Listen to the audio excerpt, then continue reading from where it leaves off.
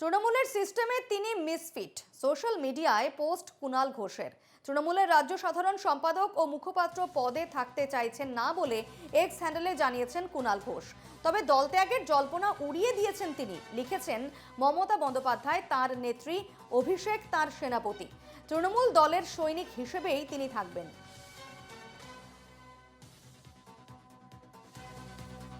তৃণমূলের সিস্টেমে তিনি মিসফিট। সোশ্যাল মিডিয়ায় পোস্ট কুণাল ঘোষের। তৃণমূলের রাজ্য সাধারণ সম্পাদক ও মুখপাত্র পদে থাকতে চাইছেন না বলে এক্স হ্যান্ডেলে জানিয়েছেন কুণাল ঘোষ। তবে দল ত্যাগের জল্পনা উড়িয়ে দিয়েছেন তিনি। লিখেছেন, মমতা বন্দ্যোপাধ্যায় তার নেত্রী, অভিষেক তার সেনাপতি। তৃণমূল দলের সৈনিক হিসেবেই তিনি থাকবেন।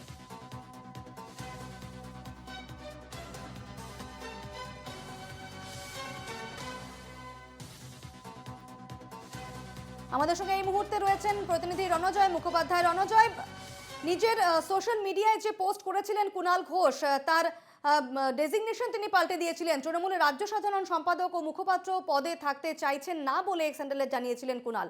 তবে দল ত্যাগের সম্ভাবনা তিনি উড়িয়ে দিয়েছেন, সেই জল্পনা উড়িয়ে দিয়েছেন। তিনি বলছেন তিনি তৃণমূলের সৈনিক হিসেবে থাকতে চান।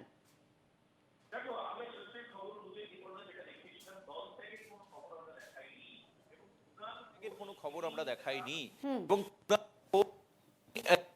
হয়েছে গতকালই আমরা তিনি একজন নেতার বিরুদ্ধে বিষোদ্গার করেছেন এবং সূত্রের খবর অনুযায়ী সেটা হচ্ছে উত্তর কলকাতার একজন প্রভাবশালী নেতা এবং বছর ধরে তিনি অযোগ্য নেতা এবং তার সেরকম অ্যাক্টিভিটি দেখা যায় না ইত্যাদি ইত্যাদি ভাবে কুণাল ঘোষ আক্রমণ করেছিলেন এবং শুধুমাত্র যখন নির্বাচন আসে লোকসভা ভোটের সময় মমতা বন্দ্যোপাধ্যায়, অভিষেক বন্দ্যোপাধ্যায় কংগ্রেস কর্মীদের আবেগ নিয়ে তিনি লোকসভা নির্বাচনের সময় ফিরে আসেন।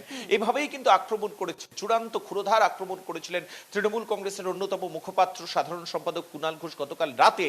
এবং তারপরে আজকে সকালবেলা আমরা যে চিত্রটা দেখলাম, এক্স বায়োতে দলীয় মুখপাত্রের যে পদ থাকে সেই পদটাকে সরিয়ে দিয়েছিলেন কুণাল ঘোষ এবং সেখানে যদিও তিনি জার্নালিস্ট, তিনি একজন অ্যাক্টিভিস্ট, এই বিষয়গুলো লেখা থাকতো এবং তারই পাশাপাশি লেখা থাকতো তৃণমূল কংগ্রেসের মুখপাত্র বা সাধারণ সম্পাদক। কিন্তু আজকে সকালবেলায় এই মুখপাত্রের পদ সেটা সরিয়ে দেওয়া হয়েছে, সরিয়ে দিয়েছেন কুণাল ঘোষ। সেখানে শুধুমাত্র এক্স বায়োতে যেটা লেখা ছিল সেটা হচ্ছে তিনি হচ্ছেন জার্নালিস্ট এবং তিনি হচ্ছেন সোশ্যাল অ্যাক্টিভিস্ট এবং এখান থেকেই কিন্তু একটা জল্পনা তৈরি হয়েছিল। আমরা আজকে দুপুরবেলা দেখিয়েছি সূত্রের খবর অনুযায়ী কুণাল ঘোষ তিনি দলের মুখপাত্র থাকতে চাইছেন না, তিনি দলের সাধারণ সম্পাদক হতে চাইছেন না, তিনি সেখান থেকে পদত্যাগ করতে চাইছেন এবং সূত্রের খবর অনুযায়ী এই কথাটাও আমরা এনকেটিভির দর্শকদের জানিয়েছিলাম যে কুণাল ঘোষ তার যে নিরাপত্তা রক্ষী, সেই নিরাপত্তা রক্ষীও তিনি চাইছেন, বলেছেন তিনি দলের সৈনিক হয়ে থাকবেন, কিন্তু তিনি দলে মিসফিট বলছেন, এই সিস্টেমে মিসফিট বলছেন।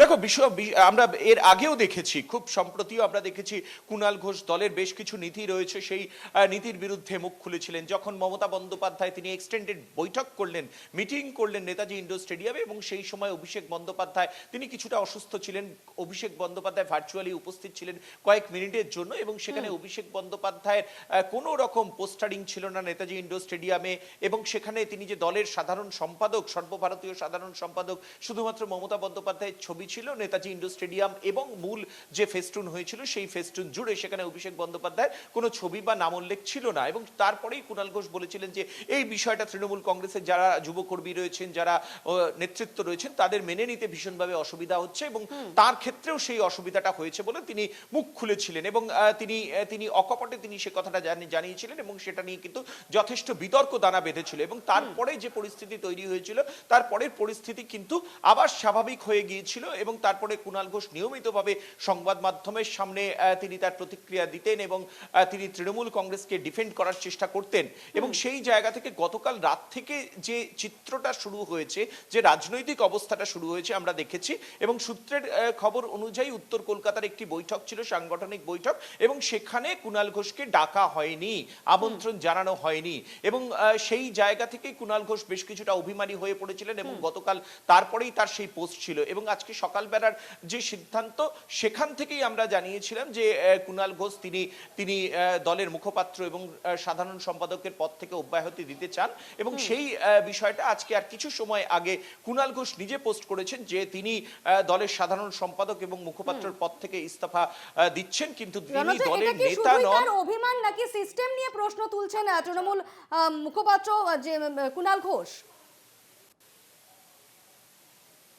বিবর্ণ, দেখো এই মুহূর্তে এবারের যে পরিস্থিতি তৈরি হয়েছে এখনো পর্যন্ত আমরা দেখতে পাচ্ছি বিকেল প্রায় 5:30 বাজে, এখনো পর্যন্ত দলের সিস্টেম নিয়ে কিন্তু তিনি কোনো রকম কথা বলেননি।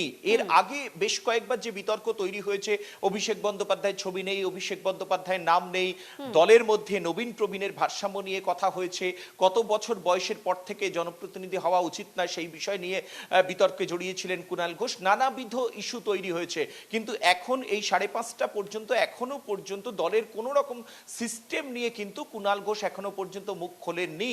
কিন্তু তিনি যে চিত্রটা জানিয়েছেন, তার যে তিনি সবেমাত্র তিনি যে টুইট করেছেন সেই টুইটে কিন্তু যে সম্ভাবনার ক্ষেত্র তৈরি হয়েছিল সেই সম্ভাবনার ক্ষেত্রটাকেই বা সূত্রের খবর হিসেবে আমরা যে চিত্রটা দেখিয়েছিলাম দুপুরবেলায় সেটাকেই কিন্তু তিনি ফোকাস করলেন এবং সেটাতেই তিনি শিলমোহর দিলেন যে তিনি দলের সাধারণ সম্পাদক এবং মুখপাত্র থাকতে চাইছেন না, দলের একজন সৈনিক হিসেবেই থাকবেন, তিনি নেতা হিসেবে থাকতে চাইছেন না। এবং সম্পূর্ণ বিষয়টি মমতা বন্দ্যোপাধ্যায় অভিষেক বন্দ্যোপাধ্যায়কে তিনি জানিয়েছেন, সূত্রের খবর তেমনটাই, এবং মমতা বন্দ্যোপাধ্যায় অভিষেক বন্দ্যোপাধ্যায়ের আস্থা রয়েছে এবং সেই হিসেবেই তিনি দলের সৈনিক হিসেবে তিনি কাজ করবেন। এখনো পর্যন্ত এই জায়গাতেই রয়েছেন কুণাল ঘোষ, দলের সিস্টেম নিয়ে এখনো পর্যন্ত নতুন ভাবে তিনি কোনো মুখ খোলেননি। তবে যেটা আশা করা হচ্ছে, বিভিন্ন বিষয় নিয়ে কুণাল ঘোষের মধ্যেও অনেক রকম সংশয়, অনেক রকমের একসময় কুণাল ঘোষ বলেছিলেন যে বিষয় নিয়ে আমাকে দলকে ডিফেন্ড করতে আমি নিজেই অবাক হয়ে যাচ্ছি এবং খুব আমি অপ্রস্তুত হয়ে পড়ছি এক একটা বিষয় নিয়ে, এমন ভাবে ফেস করতে হচ্ছে। আপাতত দলেই থাকছেন, দলের হয়েই কাজ করবেন, এমনটাই তার টুইট থেকে বা তার এক্স হ্যান্ডেলে তিনি যে পোস্ট করেছেন সেই পোস্ট থেকে আপাতত সেটাই বোধগম্য হচ্ছে যে তিনি দল ছাড়ছেন না, তিনি দলের সৈনিক হিসেবে কাজ করে যেতে চাইছেন। আপাতত ধন্যবাদ রণজয়।